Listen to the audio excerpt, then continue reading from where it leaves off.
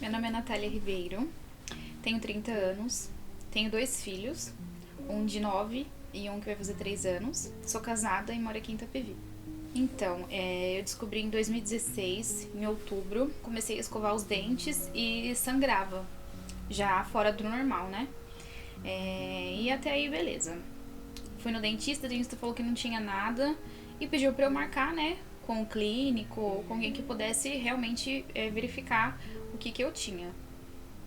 E de um dia pro outro começaram a sair umas manchas roxas nas minhas pernas. E nessa época, eu fazia faculdade, né? Fazia biomedicina. Então eu já tinha uma pulguinha atrás da orelha, já imaginando o que era. Ainda assim, fui fazer um exame. Nessa mesma semana eu sentia muita dor de cabeça, dor no corpo. E aí fiz o exame de sangue. E no exame de sangue já deu que eu tinha 70 mil apenas de plaqueta. E uma pessoa que tem 70 mil de plaqueta, ou é uma anemia falciforme, né? Ou seria, no caso, leucemia. E antes de eu entregar os exames pro médico, eu já tinha falado pro meu marido: é leucemia, eu tenho certeza. Tenho certeza, porque é uma coisa que eu já conhecia, né? E aí o médico me chamou e perguntou um monte de coisa. Se eu tava tomando aquele remédio AS pra afinar o sangue, se eu tinha algum problema com anemia, porque eu não comia carne. E aí eu falei que não, expliquei que não, que mesmo não comendo carne, eu sempre tive acompanhamento com o nutricionista, com os médicos pra comer tudo certinho e tomar qualquer remédio caso fosse necessário. E aí ele falou que ia precisar me internar pra fazer alguns exames, porque ele não sabia o que eu tinha. E aí eu falei pra ele que ele poderia muito bem me falar o que eu tinha, se ele já soubesse que eu não era uma criança, na época eu tinha 26 anos. E eu falei pra ele: você pode me falar, e eu procuro fazer o tratamento. Ele: eu preciso que você interne, porque você vai precisar tomar soro na veia, né? Pra gente poder fazer os exames. Fiquei 2 noites na UTI. E lá ninguém falava que eu tinha. O médico não falava, o médico não vinha conversar comigo. Era só meia hora de visita pra eu ver minha mãe, pra eu ver meu marido. De uma sexta pra sábado, que eu bem lembro o dia, de sexta pra sábado. Era uma troca de plantão. E aí o médico falou, passando pros enfermeiros, né, passando o plantão, e aí chegou na minha cama. E ele achou que eu tava dormindo, ou ele sabia que eu tava acordada, só que até então ele achava que eu não sabia o que era. E aí ele falou: essa paciente é uma paciente de TMO. E o que seria TMO? TMO é transplante de medula óssea. Quem faz um transplante de medula óssea é quem tem leucemia. E aí, naquela hora, eu liguei pra minha tia, o nome dela é Luana, e falei pra ela: eu tenho leucemia, eu sei que eu tenho. E aí ela falou: já que eles não vão fazer nada, né? Não tem um médico específico pra isso, eu vou te tirar daí, né? E nessa, eles não queriam me dar alta. Minha tia precisou assinar uma alta, né? Sabendo que ela que ia, se acontecesse alguma coisa comigo, a culpa seria dela. Porque ela ia me tirar do hospital. E ela falou: eu vou tirar minha sobrinha daqui sim, porque ela pode morrer e se acontecer isso, a culpa é de vocês. Porque vocês sabem o que ela tem, vocês não têm um médico específico pra isso, e tá segurando ela aqui só por conta de um valor de UTI. Porque o hospital recebe por isso. E aí minha tia me tirou de lá e eu fiquei em casa o final de semana, e ela conseguiu uma consulta pra mim no AC Camargo, pra eu passar lá e ver se era realmente isso, né? E aí, como eu tinha o Pedro, né, que é o meu filho mais velho hoje, a minha mãe não foi comigo, quem foi minha avó. Chegando lá, eles não queriam me atender porque falaram que eu precisava ter um médico específico pra ele fazer o agendamento. E aí foi onde minha tia falou que ela já tinha ligado, já tinha falado com um médico X, que eu não lembro o nome dele naquela época. A médica falou: não, tudo bem, então a gente vai te atender. Aí foi, pediu os exames médicos, né? Ela viu minhas pernas, já tinha mais de 10 hematomas e muito grandes. E quando esses 2 dias que passei eu tive um problema no braço, né? Eles estouraram as veias do meu braço. E aí eu não podia usar e eu não podia mexer. Eu fiquei 6 meses com esse braço duro, né? Secou, eles secaram as veias do meu braço. E aí foi onde eles fizeram o exame. E aí foi onde constatou que eu tinha leucemia mesmo. E daquele dia eu fiquei lá 2 meses internada. Fiquei 2 meses internada para fazer o tratamento, para descobrir se eu ia precisar de repente de um transplante, se eu ia precisar somente fazer o tratamento, só com o tratamento, né? Foram 7 meses de tratamento, não precisei do transplante naquela época. Foram 7 meses fazendo apenas as químio, né? Eu precisava ficar internada pelo menos uma semana para tomar o remédio, porque era um dia sim, um dia não, né? Com um tempo de 12 horas, então eu não podia vir para casa. Eu ficava uma semana no hospital, fazia as químios e vinha embora. Nesse meio tempo eu tive alguns problemas no pulmão, problemas que realmente por conta das quimioterapias. Mas eu entrei em remissão do primeiro ciclo. São 6 ciclos, né? Nesses 7 meses. Entrei em remissão. E remissão é quando você não tem mais a doença na medula. Então eu entrei em remissão desde a primeira e fiz os outros ciclos só pra realmente, pra ter certeza que eu não ia não ia de repente voltar a doença na medula. E aí eu fiz esses 7 meses e fiquei bem. De lá pra cá, eu acompanhava todo mês, né?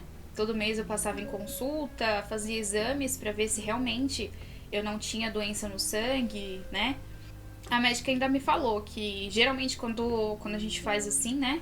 Quimioterapia, da forma que eu fiz, que era bem agressiva, eu não poderia mais ter filhos. Como eu era muito nova naquela época, eu não podia tirar o útero, não podia tirar nada, né? Então eu ia continuar tomando os medicamentos, né? Pra segurar, de repente, a menstruação, porque uma pessoa quando faz quimioterapia fica muito, muito frágil. Então, mulher no caso, né? A menstruação ela vem muito pior. E 1 ano depois, mesmo tomando essa medicação, eu engravidei. Foi quando eu engravidei do Levi, né? O mais novo. E foi bem complicado, porque desde o primeiro mês de gravidez eu sofri, né? Eu tive problemas de inflamação de ouvido. Na verdade, eu fiquei os 7 meses da gravidez do Levi com o ouvido inflamado. Ninguém sabia por quê, né? Eu não tinha mais a doença, mas eu tava grávida mesmo tomando o remédio. Eu engravidei do Levi. No 4º mês, eu tive vários problemas, né, no 4º mês de gestação. E um deles foi por conta dessa inflamação do ouvido. A inflamação veio parar no meu rosto. E foi quando paralisou um lado do meu rosto. Eu fiquei 1 mês com o rosto paralisado, mas ele voltou. Depois que voltou, aí paralisou o lado esquerdo. Doía bastante, né? Era uma dor assim que eu cheguei a ficar surda do ouvido esquerdo quando paralisou o lado esquerdo. Eu não ouvia. Eu fiquei do 4º mês até o 7º mês de gestação sem ouvir o lado esquerdo. Foi bem difícil. E aí, quando eu estava com 7 meses de gravidez do Levi, a doença voltou. E aí ela voltou totalmente, sabe? O que eu não senti da primeira vez, eu senti nessa segunda. Ela voltou bem pior mesmo. Eu precisei tirar o Levi, né, com 7 meses. Ele ainda não tinha o pulmão formado, né, então eu precisei tomar vacina não. É uma injeção pra fortalecer o pulmãozinho dele. Durante 2 noites eu tomei, né. Tomando remédio, eu sentia muita dor. Sentia muita contração. Parecia que o corpo já tava querendo expulsar ele. E aí foi quando eu fui fazer o parto, né, com 7 meses de gravidez. Eu não podia tomar uma hack, né, que é o que usam pra fazer o parto, né, onde a mulher não sente da cintura pra baixo. Eu não podia.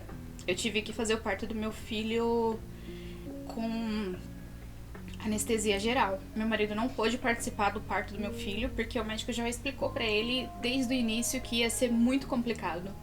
Que era um parto que ele realmente não ia ser um parto normal, né?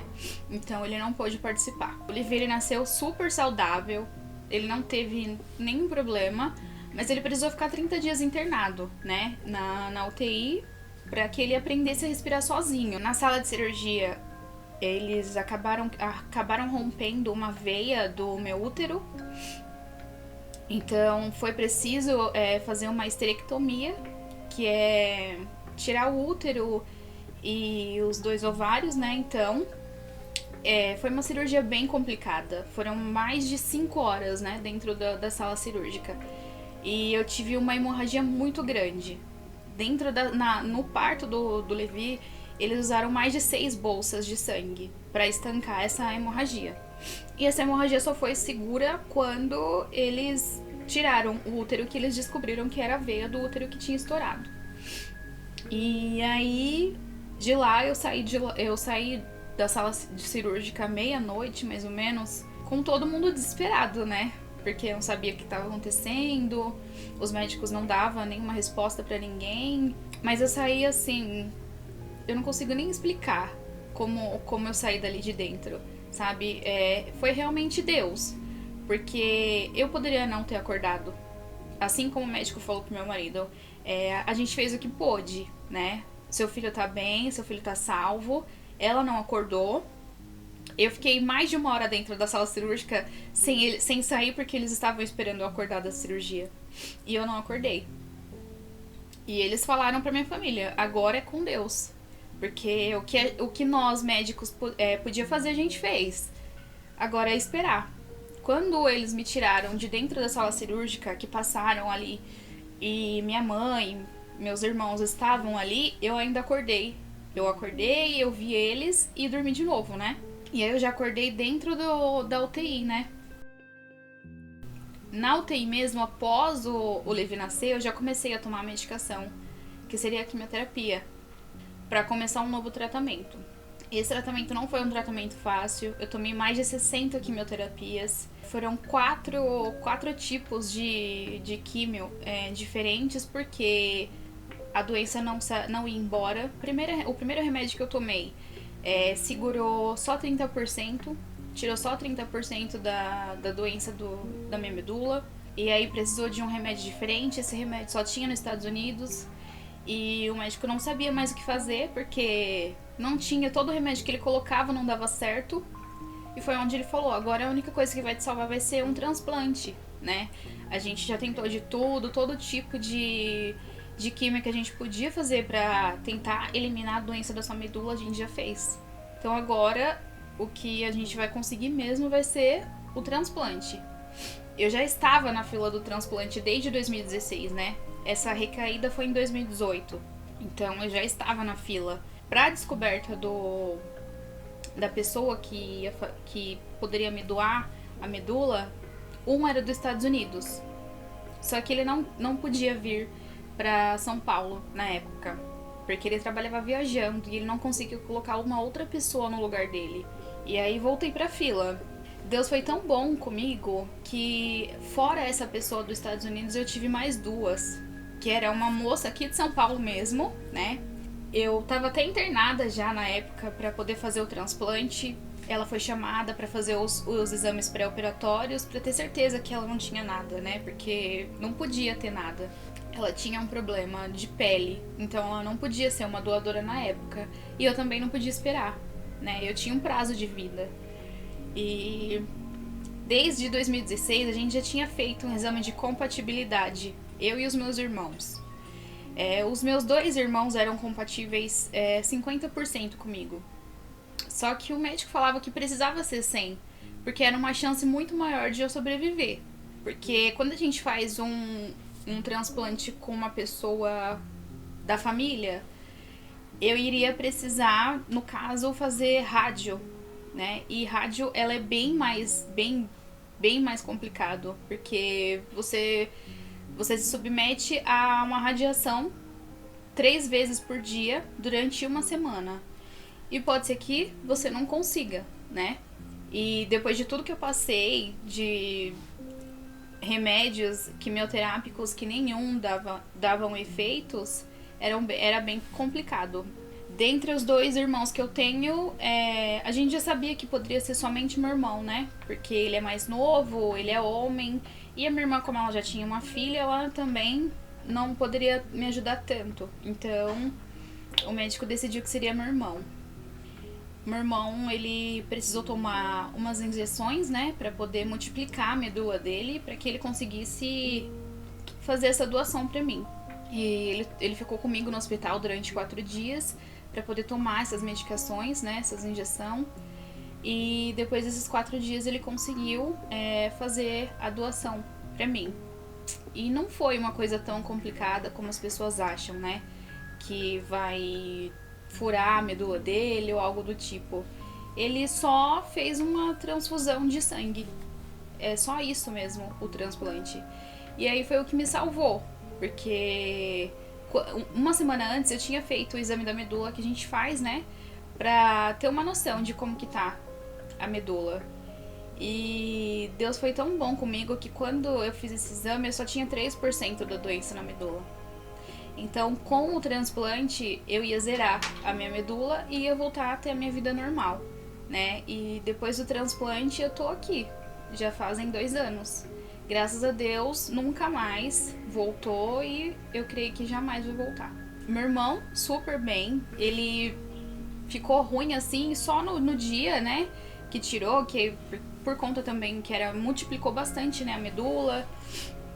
Mas ele tá bem, meu irmão é super saudável, nunca teve problema nenhum, porque ele fez uma doação de medula, ele não tem problemas.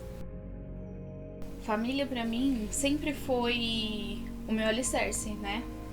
E naquele momento que eu me vi ali no hospital, sem poder ver minha mãe, sem poder ver meu filho, da segunda vez sem poder ver o meu filho que acabou de nascer, eu fui ver o meu filho depois de uma semana que ele nasceu. Eles são tudo pra mim. Depois da doença, a gente vê que realmente família é aquela pessoa que faz de tudo por você, sabe? Então, família pra mim é meu alicerce mesmo, é a minha base pra sobreviver e foi a minha base naqueles 2 anos que eu passei dentro de um hospital, sabe? Sem poder ver ninguém. Eles foram a força que eu tive pra poder, sabe? Sair dali. Porque teve um tempo que eu fiquei um mês sem colocar um prato de comida na boca por saudade, sabe? Porque eu não conseguia ver minha mãe, não conseguia ver meus filhos.